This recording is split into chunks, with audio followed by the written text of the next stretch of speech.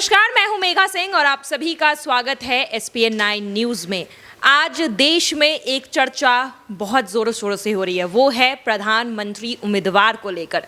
जी हां, विपक्षों की तरफ से प्रधानमंत्री उम्मीदवार कौन होंगे, इसे लेकर विपक्षी पार्टियों के बीच तो चर्चा है, चर्चा अब जनता के बीच भी हो रही है। कई सारे नामों के विकल्प जो है वो निकलकर सामने आ रहे हैं और अब मुश्किलें इन विकल्पों के कारण कांग्रेस पार्टी की बढ़ने वाली है, क्योंकि कांग्रेस पार्टी एक नाम को लेकर कई सालों से बैठी हुई है, वो है राहुल गांधी का नाम।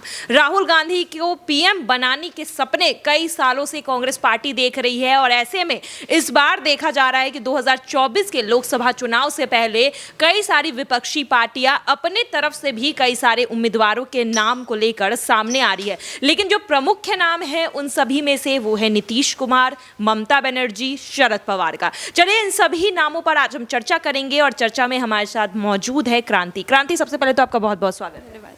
क्रांति, जिस तरह से आज देखा जा रहा है कि पीएम उम्मीदवारी को लेकर विपक्षों के बीच जो चर्चा का माहौल बना हुआ है, कहीं ना कहीं कांग्रेस पार्टी की टेंशन तो इससे बढ़ गई है, लेकिन आज क्या लग रहा है कि इस बार कांग्रेस पार्टी जो विपक्षी एकता बोला जाता है, उम्मीदवारी से पहले ही विपक्षी एकता टूट जाएगी या फिर कांग्रेस पार्टी अब राहुल गांधी के नाम को साइड कर बाकी नामों पर विचार विमर्श कर सकती है?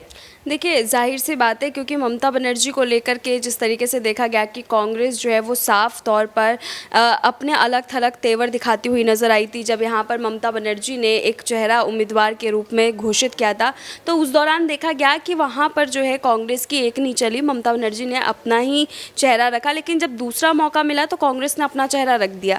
अब वहाँ पर फिर ममता बनर्जी उनसे छिटक गई। तो देखिए, उसी समय से जो तल्खियाँ शुरू हुई हैं वो अभी तक ख़त्म नहीं हुई है। दोनों पार्टियों में से कोई भी जो है वो आपस में इस पूरे मामले को ख़त्म करने में नहीं लगे हुए।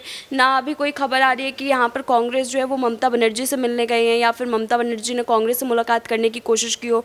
सोनिया गांधी के साथ ममता बनर्जी के इतने अच्छे अच्छे तस्वीर हैं, लेकिन आजकल देखिए उनके साथ तो तल्खी भरे तस्वीर भी सामने नहीं आ रहे हैं। तो दोनों ने एक दूसरे से एक किनारा सा कर लिया है। तो देखिए, इसी से समझा जा सकता है सीधे तौर पर कि आने वाले समय में जो चुनाव होगा और जब पीएम पद की उम्मीदवारी की बात आएगी तो ममता बनर्जी जब अपने चेहरे को सामने रखेगी तो उस दौरान यहाँ पर साफ तौर पर जाहिर है ये तस्वीर कि कांग्रेस उनका साथ नहीं देगी, कांग्रेस समर्थन बिल्कुल नहीं करेगी। क्योंकि आज अगर ममता बनर्जी कोशिश करती हैं कांग्रेस को मना लें तो शायद, क्योंकि कांग्रेस ज़्यादा विपक्षी एकता की बात करती है और आज तो ये भी देखा गया है कि सोनिया गांधी जो है वो अध्यक्ष पद जो है वो दूसरे किसी नेता को सौंप सकती। तो हो सकता है कि अपने परिवारवाद को अब कांग्रेस पीछा रखना जो शुरू कर चुकी है वो आने वाले समय में और पीछे कर दे, क्योंकि उन्हें अब अपनी पार्टी का नाम चमकाना है। तो ऐसे में वो ये कदम ज़रूर उठा सकते हैं। लेकिन जिस तरीके से ममता बनर्जी के अगर हम तेवर की बात करें तो ममता बनर्जी बिल्कुल भी झुकने को तैयार नहीं है,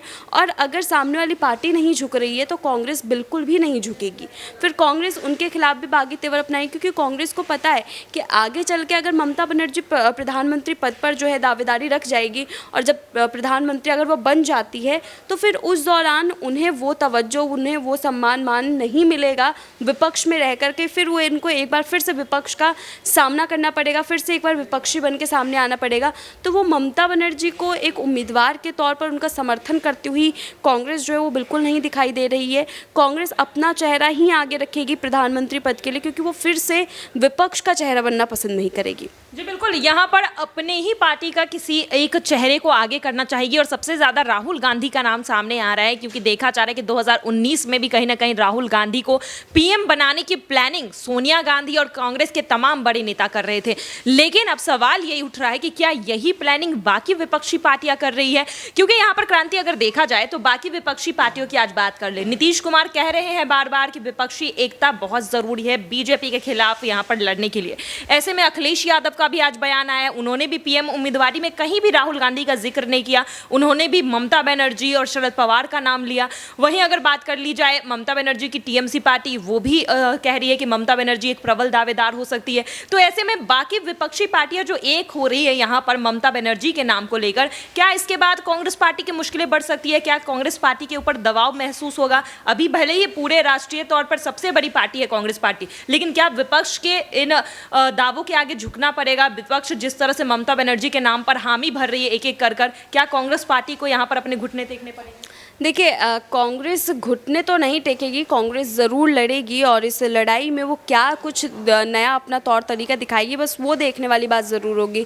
देखिए राहुल गांधी को लेकर के पहले से ही खबरें थी कि उन्हें अभी फिर से दोबारा अध्यक्ष पद सौंपा जा सकता है, लेकिन राहुल गांधी ने जिस तरीके से इनकार किया और पार्टी के तमाम बड़े नेता कह रहे हैं कि राहुल गांधी को अध्यक्ष पद मिलना चाहिए, बावजूद इसके कि उन्होंने इस्तीफा दिया है, लेकिन उसके बाद भी राहुल गांधी के नाम के चर्चे हैं। तो लेकिन राहुल गांधी इस चीज़ से साफ इनकार कर रहे हैं, तो जाहिर सी बात है कि राहुल गांधी किसी बड़े पद के लिए अपनी दावेदारी देख रहे होंगे। तो ऐसे में ये तो जाहिर है कि विपक्षों का साथ मिले चाहे ना मिले, लेकिन कांग्रेस अपना एक अलग खेमा तैयार करके और यहाँ पर पीएम पद की दावेदारी को कहीं ना कहीं पूरे तौर तरीके से लड़ाई करते हुए नजर आएगी। और वहीं पर दूसरी तरफ अगर हम विपक्ष की बात कर लें तो देखिए विपक्ष में अगर ममता बनर्जी के चेहरे की बात कर लें तो ममता बनर्जी उन महिला में से हैं जो अपने विपक्ष में भी अगर किसी चेहरे को जितवाना है तो उनके लिए वो खड़ी होती हुई नजर आती हैं। तो यहाँ पर देखिए देखा यही जा सकता है कि कांग्रेस का तो वो समर्थन नहीं करेंगी अगर कांग्रेस ने अपना चेहरा भी उतार दिया तो, लेकिन वो अपनी दावेदारी के लिए विपक्ष को एकजुट करने की कोशिश करेंगी। क्योंकि देखिए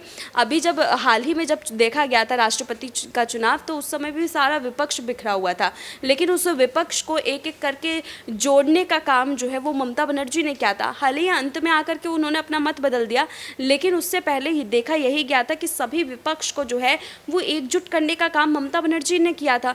तो जाहिर सी बात है कि कांग्रेस जब अभी कोशिश कर रही थी विपक्ष को एकजुट करने की उपराष्ट्रपति चुनाव में, वो उस दौरान भी विफल रही, विपक्ष को एकजुट नहीं कर पाई। तो देखिए जाहिर सी बात है कि कांग्रेस इस जगह पर फेल होती हुई नजर आ रही है कि विपक्ष को तो वो एकजुट नहीं कर सकती है, लेकिन उसके बाद भी अपनी मंशा को जो है वो सामने रखा था। तो आप इसी से तस्वीर समझ सकते हैं पीएम पद की दावेदारी को लेकर के कि कांग्रेस जो है वो अपना चेहरा तो सामने रखेगी, भले ही आने वाले समय में उसको जीत मिले चाहे हार मिले, लेकिन वहीं दूसरी तरफ अगर ममता बनर्जी की बात करें तो वो एक पूरे तैयार करेंगी एक प्लान को और उसके बाद जो है वो चुनावी मैदान में उतरेंगी। और अगर अपना चेहरा सामने लेकर के आती है तो पूरे विपक्ष को एकजुट करना उनके लिए कोई बड़ी बात नहीं है। विपक्ष को एकजुट करके पीएम पद की दावेदारी में एक अच्छे खासे वोटों की संख्या जो है वो समेट सकती है। जी बिल्कुल, यहाँ पर देखा यही जा रहा है कि कहीं ना कहीं ममता बनर्जी भी पीएम की दावेदारी जिस तरह से पेश कर रही है, जिस तरह से विपक्ष उनका साथ दे रहे हैं, कहीं ना कहीं मुश्किलें कांग्रेस पार्टी की बढ़ सकती है। आने वाले समय में देखा जा रहा है कि कांग्रेस पार्टी की तरफ से पूरी तैयारी है राहुल गांधी को पीएम उम्मीदवारी के लिए आगे करने के लिए, लेकिन बीजेपी सामने प्रधानमंत्री नरेंद्र मोदी बीजेपी की तरफ से खड़े हैं। ऐसे में बीजेपी को टक्कर कौन दे सकता है और प्रधानमंत्री नरेंद्र मोदी को टक्कर कौन दे सकता है, इस पर भी विचार विमर्श जरूर किया जाएगा। लेकिन अभी मुश्किलें कांग्रेस पार्टी के सामने खड़ी है, क्योंकि देखा जा रहा है कि अब कांग्रेस पार्टी जो है बाकी नाम जैसे जैसे निकलकर सामने आ रहे हैं पीएम उम्मीदवारी को लेकर, राहुल गांधी की उम्मीदवारी काफी कम हो रही है, दावेदारी यहां पर काफी कम हो रही है। और ऐसे में ममता बनर्जी क्या एक तीसरा खेमा लेके खड़ी हो जाएगी विपक्षों की तरफ से, और क्या यहां पर राहुल गांधी वर्सेस ममता बनर्जी वर्सेस यहां पर पीएम मोदी देखा जाएगा, यह भी एक बड़ा सवाल है। जो विपक्ष एकता पर बार बार सवाल उठते हैं, क्या 2024 में भी वही सवाल एक बार फिर से सामने आकर खड़े हो जाएंगे? आपकी इस पर क्या राय है, जरूर हमें कमेंट बॉक्स में लिखकर बताइएगा। फिलहाल आज के लिए बस इतना ही। आगे की खबरों के लिए देखते रहिए SPN9 न्यूज। धन्यवाद।